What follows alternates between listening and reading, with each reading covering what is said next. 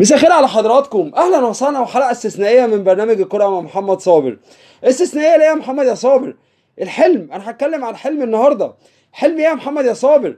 حلم امريكا، حلم كندا، حلم المكسيك. ده فاضل له خلاص ماتشين، ماتش اثيوبيا بكره ان شاء الله، وماتش بوركينا فاسو يوم الثلاث يوم 9/9 ان شاء الله 2025.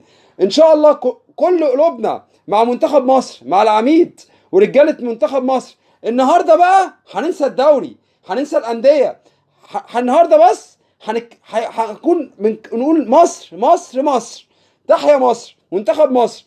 وانا وعدكم ان بكره ان شاء الله رجاله كابتن حسام حسن العميد هيورونا مباراه على اعلى مستوى من الفنيات والروح الرياضيه، وهنشوف 11 مقاتل في الملعب. هنشوف بكره روح اكتوبر، هنفرح بكره المصريين كلها اللي هتكون في استاد القاهره، والمصريين كلها اللي قدام الشاشات من اسكندريه لاسوان. بكره كلنا هنفرح.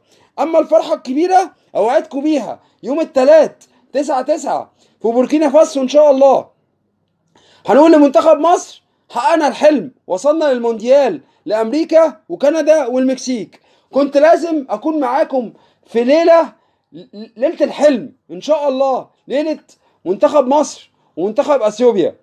انا بخلص الحلقة وبتعلم من آراء حضراتكم، وبستنى آراء حضراتكم على صفحات البرنامج، برنامج الكرة مع محمد صابر والإعلامي الرياضي محمد صابر على الفيسبوك، وقناتي على اليوتيوب الإعلامي الرياضي محمد صابر.